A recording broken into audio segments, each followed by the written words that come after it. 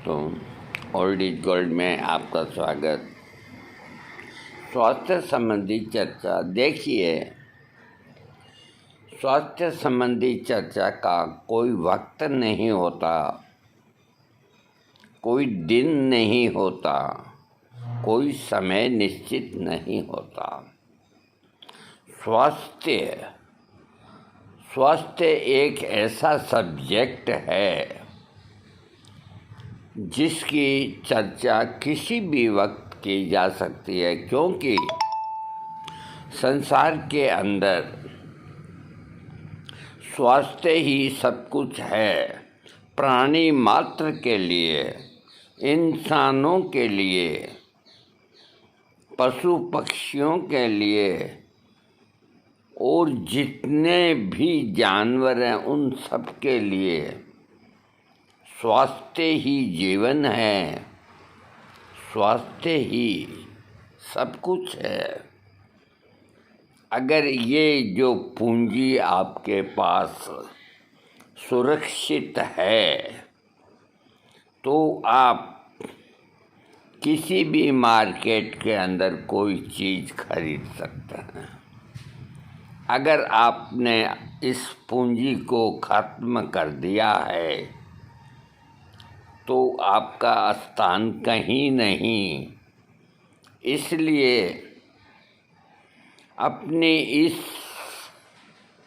बेशकीमती पूंजी को, यानी कि अपने स्वास्थ्य को कायम रखना एक बहुत बड़ी कला है, और कला को सीखने के लिए अच्छे गुरु की ज़रूरत होती है, अच्छे मित्र की ज़रूरत होती है, अच्छे संत की ज़रूरत होती है।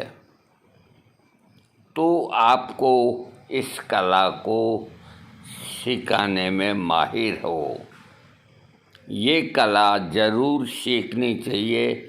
जो भी मनुष्य पैदा होता है उसको अगर स्वास्थ्य को किस तरह सही रखना, किस तरह नहीं रखना, ये पढ़ाई अगर उसने नहीं करी तो वो कोई भी डिग्री ले, कितने भी बड़े बड़े कॉलेजों में पढ़े, वो सब कोई काम नहीं आएगी।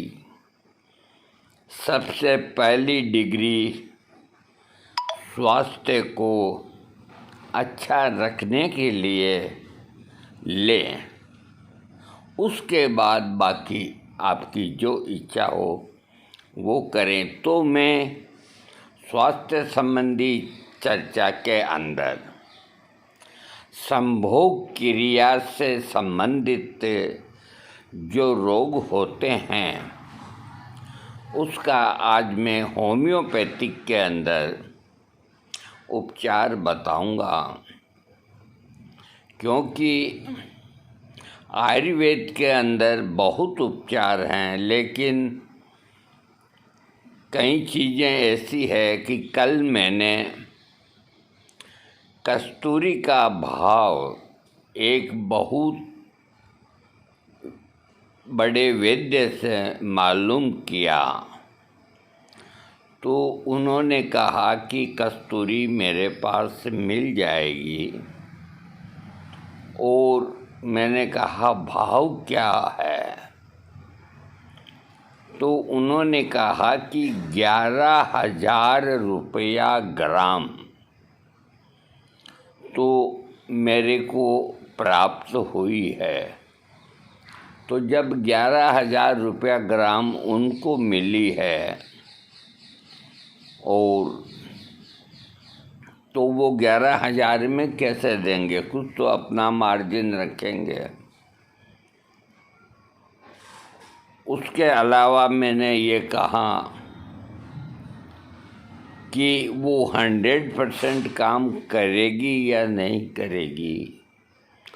तो जहाँ ये सवाल पैदा होता है, अब उनके पास मैं मानता हूँ कि असली होगी, अब काम करती है नहीं करती है, तो इतनी महंगी चीज़ कैसे खरीदी जाए, हैं?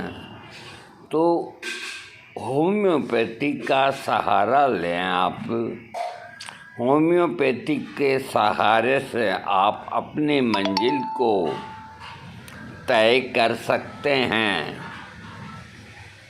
और जो काम, जो सफ़र सबसे महंगा है, उस सफ़र को आप कौड़ियों के अंदर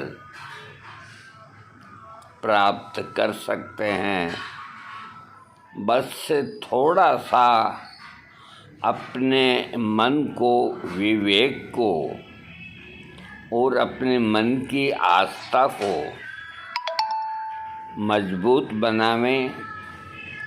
अपनी रोग प्रतिरोधक जो शक्ति शरीर के अंदर है, उसे कम न पड़ने दें। उसमें जो दीपक जलता है, उसकी लौ को कमज़ोर न होने दें।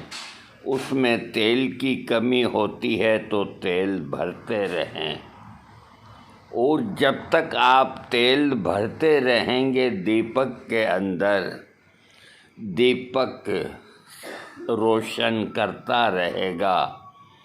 और अगर आप उसमें तेल नहीं डालेंगे तो दीपक की लौ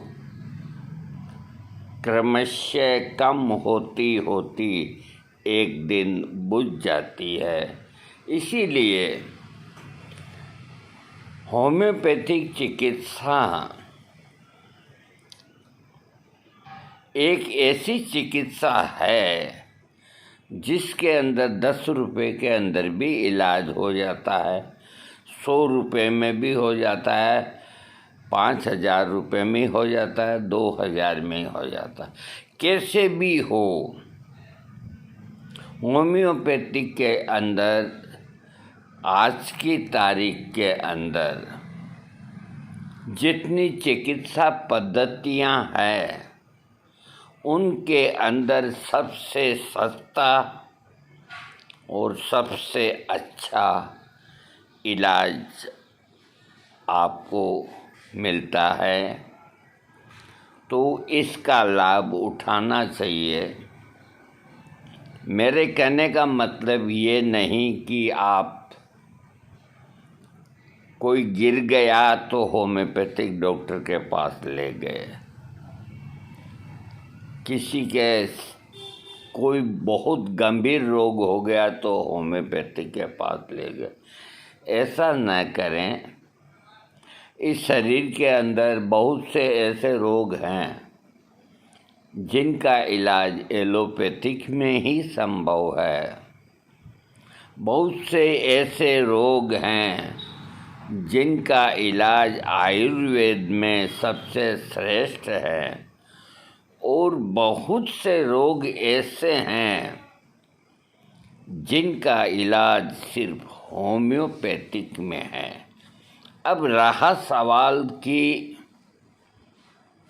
महंगाई इतनी बढ़ गई कि आदमी दवा खरीदने की स्थिति में नहीं।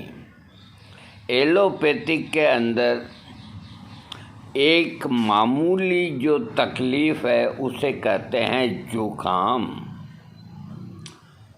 जुकाम की दवाई लेने के लिए अगर डॉक्टर के पास जाता है तो मिनिमम 200 रुपया तो वो फीस का लेता है, और 1 हफ्ते की दवाई लिखता है। और वो दवाई जो लिखते हैं बड़ी महंगी लिखते हैं। आप ये सोचते होंगे कि दवाई महंगी ही आती होगी जुकाम की, ऐसा नहीं है। आपको 500-600 रुपये का लिफाफा दुकानदार बना करके दे देगा। मेरे कहने का मतलब एक बार में ही आपके 1,000 रुपये खत्म हो गए। वही जुखाम, वही तकलीफ़ आप होम्योपैथिक डॉक्टर के पास जाके कहेंगे तो वो आपको एलियम सिप्पा,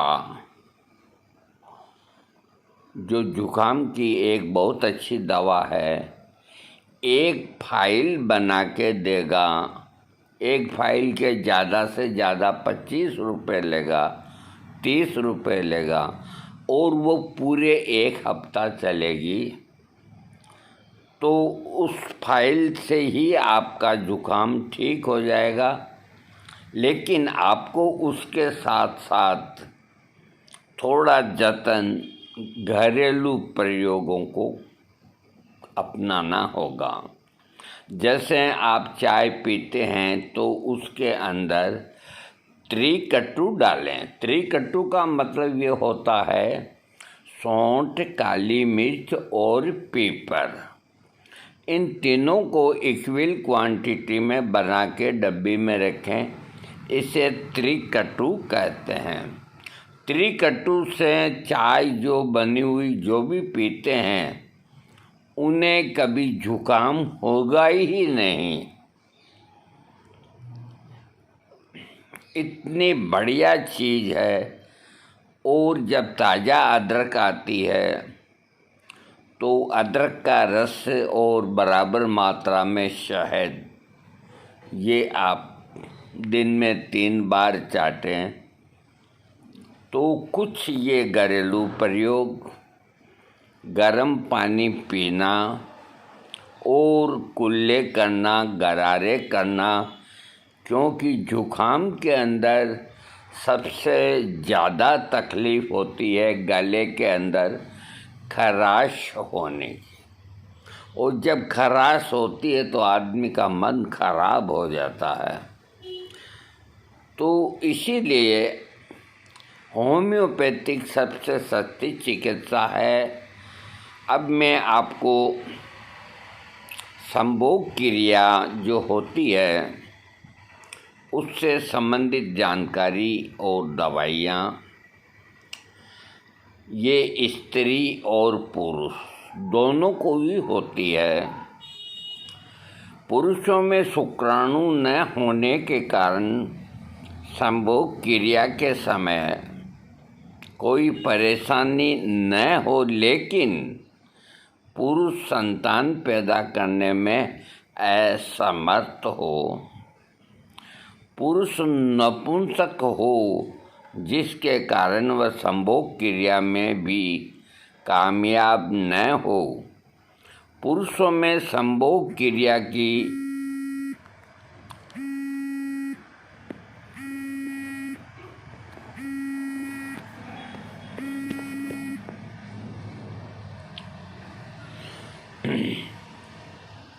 पुरुषों में संभोग क्रिया की बहुत तेज इच्छा हो,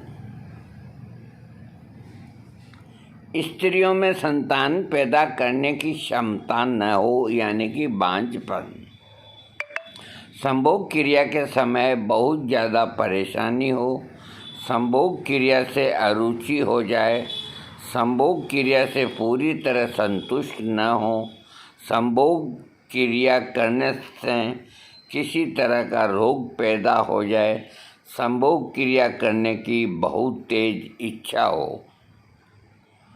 पुरुषों में संभोग क्रिया से संबंधित जो रोग हैं, पुरुषों के वीर्य में शुक्राणु न होना,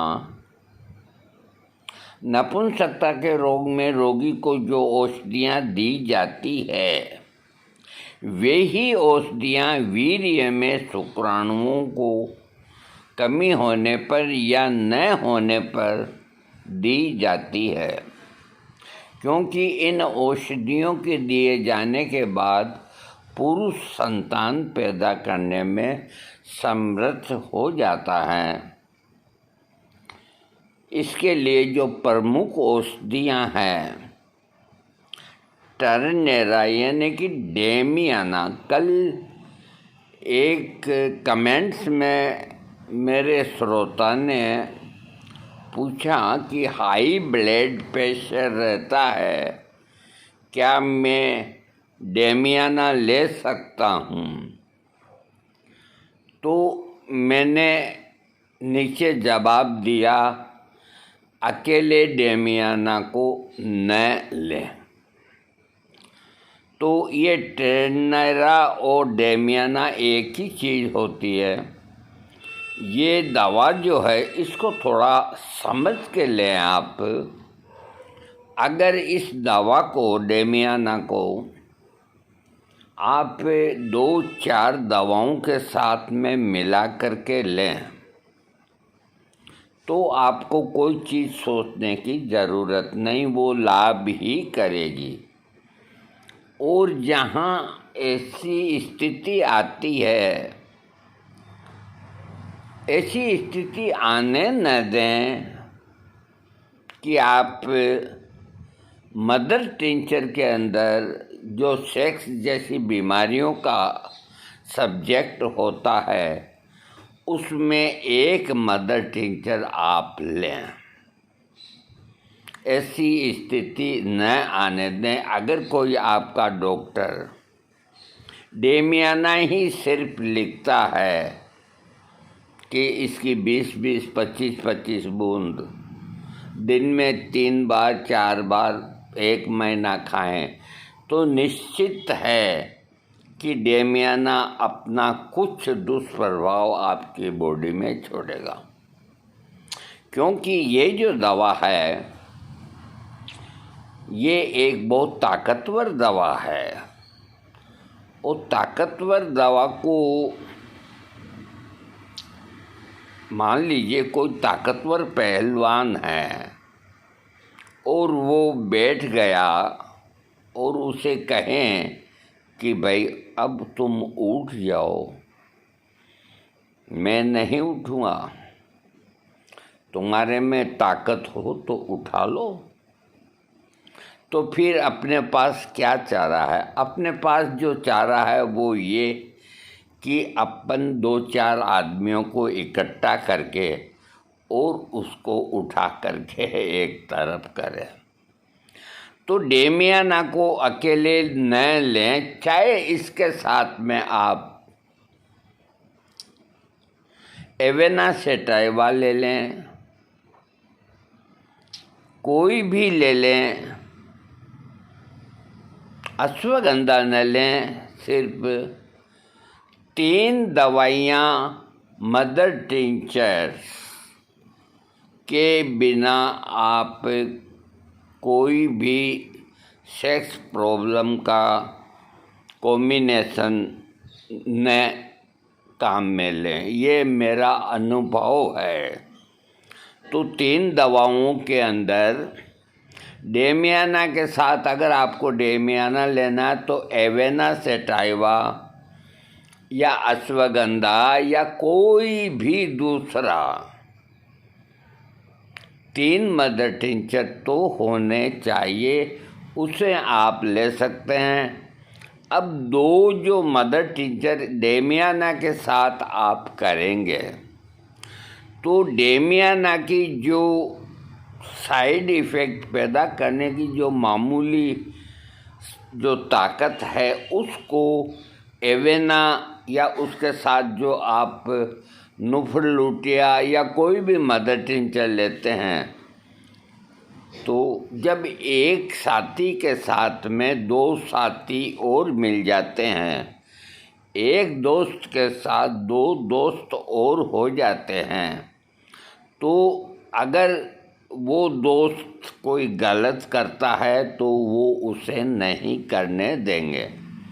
इसलिए जहाँ मदर टिंचर्स का सवाल आता है तो मदर टिंचर्स को सिंगल भी लिया जाता है।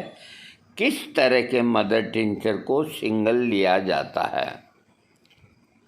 जैसे आमल की मदर टिंचर आता है होम्योपैथिक में, उसको आप अकेला ले सकते हैं। इसी तरह जैसे अश्वगंधा का मदर टिंचर, अगर आपकी प्रकृति उससे मैचिंग करती है तो अकेला लिया जा सकता है। एल्फा एल्फा अकेला लिया जा सकता है। एवेना अकेला लिया जा सकता है। एसिड फोर्स को अकेला नहीं लेना चाहिए, मुंह खट्टा हो जाएगा। तो ये सारी जो बातें हैं, ये एक कुशल होम्योपैथिक डॉक्टर आपको इजी बना देगा। 2-3 और एक दफ़ा सवाल ये भी सामने आया कि हम कितने मदर टिंचर्स को एक साथ मिला सकते हैं किसी भी रोग के लिए। मान लीजिए ये सेक्स संबंधी ही रोग है, तो इसके लिए आपको ये नहीं कि मदर टिंचर्स की कमी है। मदर टिंचर्स सेक्स के रोगी के लिए 15-20 भी हैं, 50 भी निकल सकते हैं, 40 भी निकल सकते हैं। जिन खोदा तिन पाया, कोई कमी नहीं। तो इसका ये मतलब नहीं कि आप 20 मदर टिंचर मिला करके ले लें, डेमियाना भी ले लें, अश्वगंधा भी ले लें, लाइकोपोडियम का भी ले लें। ऐसा न करें।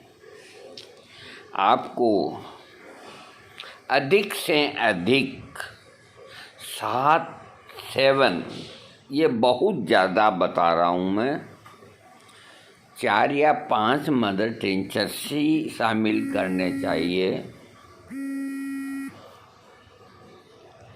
और अधिक से अधिक आप 7 मदर टिंचर शामिल कर सकते हैं, क्योंकि 7 के अंदर अल्फ़ा अल्फ़ा भी आ गया और उसके अलावा आंवला भी आ गया और अश्वगंधा भी आ गया। तो ये खास चीज़ें अगर नहीं आएगी तो आप निरोग कैसे होंगे।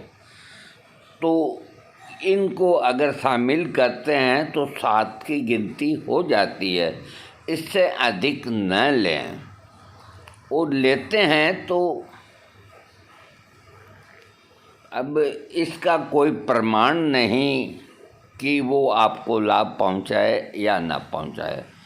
तो डेमियाना सेक्सुअल न्यूरोस्थेनिया के कारण नपुंसकता पैदा हो जाना, मूत्राशय मुखशाही ग्रंथि का स्राव तो बन जाता है, लेकिन उसमें शुक्राणु नहीं होते।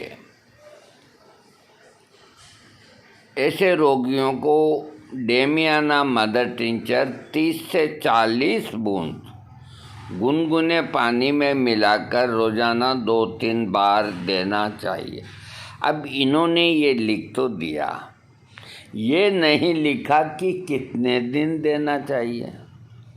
तो अगर आप डेमियाना मदर टिंचर 30 से 40 बूंद इसमें लिखे अनुसार अगर आप ले लेते हैं और 2-4 दिन या 1 हफ्ता लेके बंद कर देते हैं तो कोई नुकसान नहीं। लेकिन अगर आप लेते ही रहे तो कोई चीज़ कहीं पूरी समझा के नहीं लिखी जाती। इस बात का मुझे बहुत अफसोस है। कहीं यूट्यूब के अंदर ऐसे ऐसे नुस्खे जो बताते हैं, बस बता दिया कि ये आग का पत्ता बांधो, ये करो, वो करो, लेकिन वो ये क्यों नहीं बताते कि ये प्रयोग इतने दिन ही करना, इससे अधिक नहीं करना, या अधिक करना हो तो मुझसे पूछ लेना। ये क्यों नहीं कहते, ये मेरे समझ में नहीं आता। अगर किसी के आता है तो मुझको बताए। स्त्रियों में भी अगर संभोग क्रिया के अनुकूल प्रतिक्रिया न हो, फ्रिगिडिटी ऑफ फीमेल तो भी ये औषधि अच्छा काम करती है। डेमियाना स्त्री और पुरुष दोनों पे ही काम करती है। दूसरी दवा है चिनिनम सल्फ, इसको चाइना सल्फ भी बोलते हैं और चिनिनम सल्फ भी बोलते हैं। ये बहुत बढ़िया टॉनिक है, बहुत अच्छी दवा है। पुरुष के वीर्य में शुक्राणुओं के न होने के साथ अगर संभोग क्रिया की इच्छा न हो या बिना किसी कारण से संभोग क्रिया का मन न करता हो, तो ऐसे में रोगी को चिनिनम सल्फ औषधि की 30 पोटेंसी का सेवन दिन में 4 बार करें। इसको आप 1 महीना आराम से कर सकते हैं। चिनिनम सल्फ को बुखार भी नहीं आएगा। अगली दवा स्ट्रिक्निनम। अगर पुरुष की संभोग क्रिया की इच्छा इतनी तेज हो कि स्त्री को जरा सा छूती उसकी ये इच्छा बढ़ जाए, अंडकोश सख्त हो जाए, वीर्य में शुक्राणु न हो, तो ऐसे लक्षणों में उसे स्ट्रिक्निनम औषधि की 30 पोटेंसी देने से लाभ मिलता है। स्त्रियों की संभोग करने की इच्छा तेज होने पर भी ये औषधि दी जा सकती है। Conium maculatum. कोनियम का ग्रंथियों पर सबसे ज़्यादा प्रभाव होता है। जो ग्रंथियां शरीर की ढीली हो जाती है, ग्रंथियों के अंदर जैसे आदमी अवस्था ज़्यादा हो जाती है तो उसके हाथ कंधे से लेके कोहनी तक का जो पार्ट है वहाँ वो मसल्स बनाता है जवानी में, तो वो चमड़ी नीचे लटक के हिलने लग जाती है।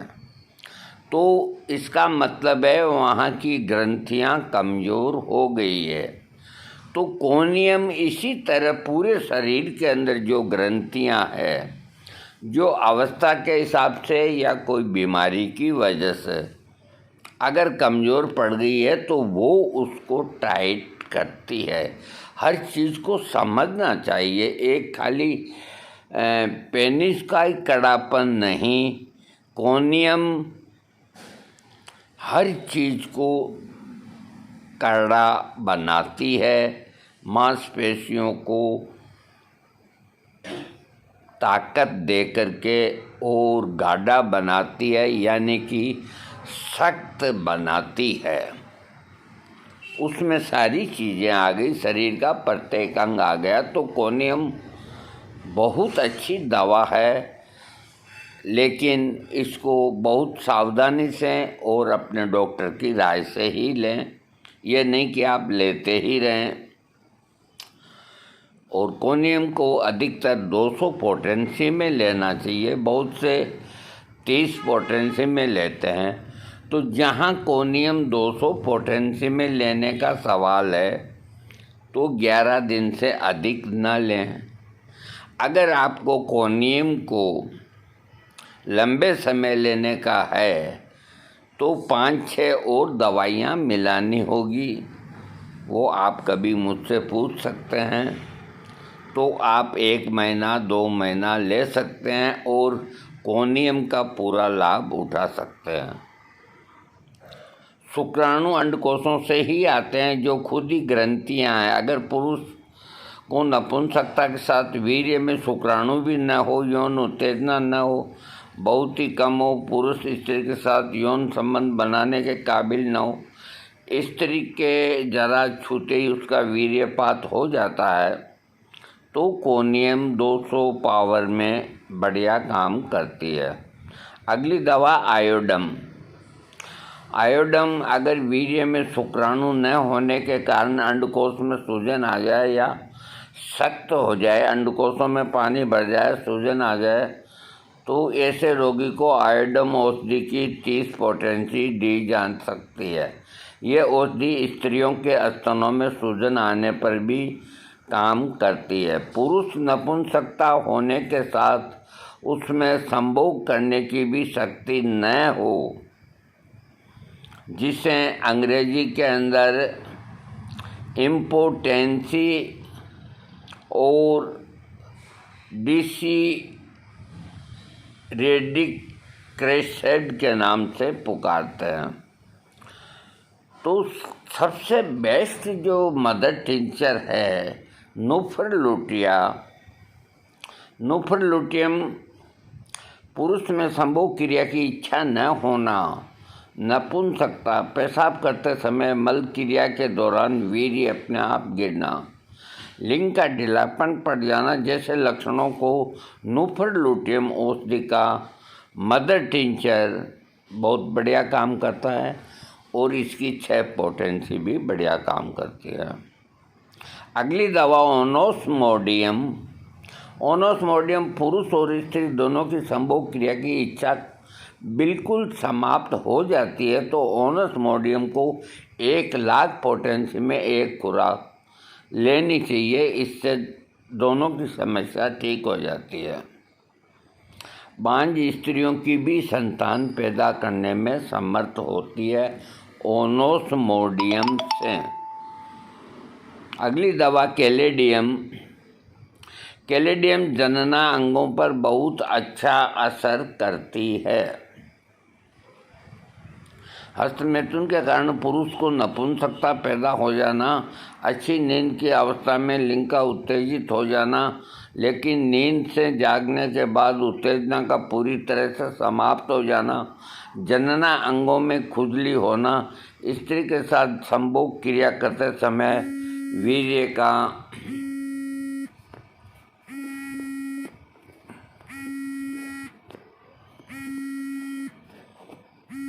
ये आज मैं खुला छोड़ दिया। जनना अंगों में खुजली होना, स्त्री के साथ संभोग क्रिया करते समय वीर्य का न निकलना और संभोग क्रिया में पूरी तरह संतुष्ट न होना जैसे लक्षणों में कैलेडियम बढ़िया काम करती है। लाइकोपोडियम भी ज़्यादा उम्र में शादी करने वाले पुरुषों में नपुंसकता के लक्षण पैदा हो तो लाइकोपोडियम 200 शक्ति में लाभ करती है। स्टेपिस एग्रिया पुरुषों में ज़्यादा विषय भोग के कारण नपुंसकता पैदा हो जाने पर स्टेपिस एग्रिया औषधि की 200 पोटेंसी देनी चाहिए। नेट्रम म्यूर पुरुष की संभोग क्रिया करने के बहुत देर बाद वीर्यपात न होने पर नेट्रम म्यूर 200 पोटेंसी देना चाहिए। योहिबिनिनम नपुंसकता में रोगी को योहिबिनिनम औषधि का मूल अर्क देना चाहिए। याद रखिए योहिबिनिनम मदर टिंचर से अगर लाभ न हो तो एक बार सब दवाओं को रोक के योहिबिनिनम 200 पोटेंसी दिन में 3 बार मात्र 5 दिन लेकर के फिर 5 दिन का गैप दे दें, फिर 5 दिन लें और क्या परिणाम आते हैं मुझको अवगत कराएं।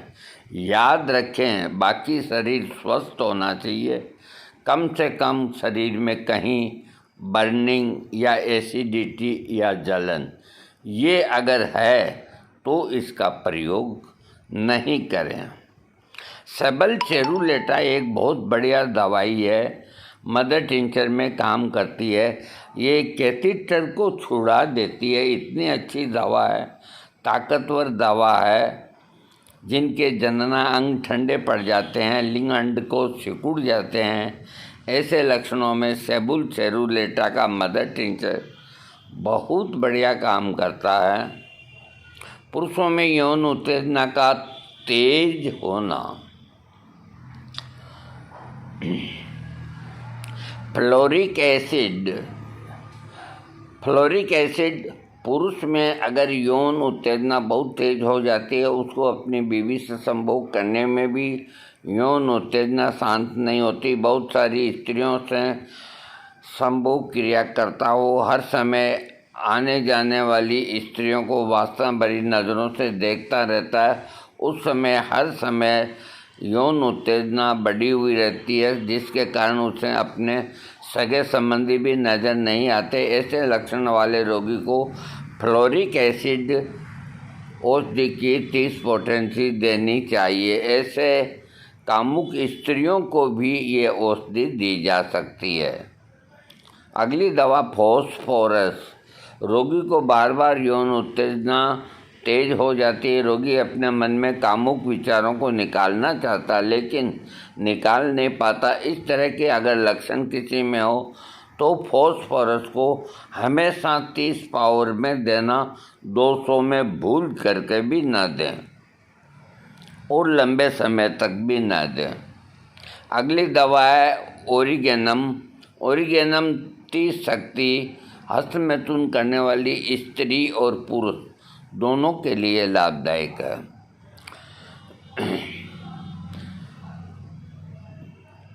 कुछ बहन बेटियों के लिए जो स्त्रियां बांझ हो जाती है या किसी कारण से संतान पैदा करने में असमर्थ होती है, तो शेपिया स्त्रियों के बांझपन को दूर करने के लिए शेपिया औषधि की बहुत ही अच्छी है दवा। शरीर का नीचे तक एक ही जैसा होता है, नितंब का भाग भी भरा हुआ नहीं होता, जिसके कारण वह गर्भ को संभाल नहीं सकती। मासिक धर्म अनियमित होना, योनि से पानी आना, पेट में कब्ज रहना, ऐसे लक्षणों में शेपिया 30 या 200 देना चाहिए। बेरिटा कार्ब। स्त्रियों में डिम्ब ग्रंथियों तथा स्तनों के सूख जाने पर अगर बांझपन पैदा हो तो बेरिटा कार्ब 30 देना चाहिए। औरम म्यून नेट्रोनेट्रम स्त्रियों की खास दवा है, आदमियों की भी है। होम्योपैथी चिकित्सा में औरम म्यून नेट्रोनेट्रम औषधियों को स्त्रियों के बांझपन को दूर करने में बहुत ही खास दवा माना गया और इसकी 3x टैबलेट महीनों तक देते रहना चाहिए।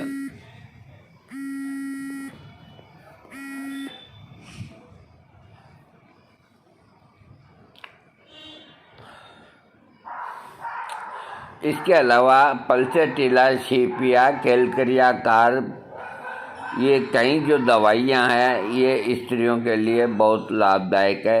एलेट्रिस फेरिनोसा भी बहन बेटियों के गर्भाशय की कमजोरी को दूर करती है। बोरेक्स और मर्कसोल। जिन बहन बेटियों को अगर मासिक धर्म की गड़बड़ी के कारण गर्भ न ठहरता हो, यानी कि सब कुछ सही होते हुए जिनको बाल बच्चा नहीं होता है, तो बोरेक्स और मर्कसोल ये 2 दवाइयाँ जो है, मर्कसोल को तो रात में लेनी चाहिए 30 पोटेंसी और बोरेक्स की 30 पोटेंसी सुबह लेनी चाहिए।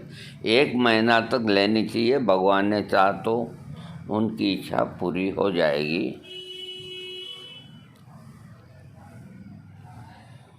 अब वीडियो बहुत बड़ा बन जाएगा, अब आगे और भी सुना देंगे आपको। हाँ, फिलहाल इतना ही काफ़ी है।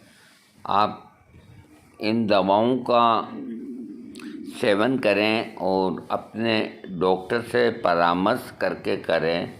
देखो, कोई कितनी भी अच्छी चिकित्सा है तो भी हर एक में दुष्प्रभाव तो होंगे ही होंगे। अतः अपने मन से जाकर के, अब कोई मदर टिंचर खरीद लाता है, कोई ले आता है, क्योंकि बिना डॉक्टर की पर्ची के मिल जाती है दवाई। क्योंकि पर्ची की इसलिए आवश्यकता नहीं है कि होम्योपैथिक दवा से कोई आदमी की मौत नहीं होती। इसलिए खुद ही अपना इलाज अगर जो करते हैं वो कभी कामयाब नहीं होते हैं।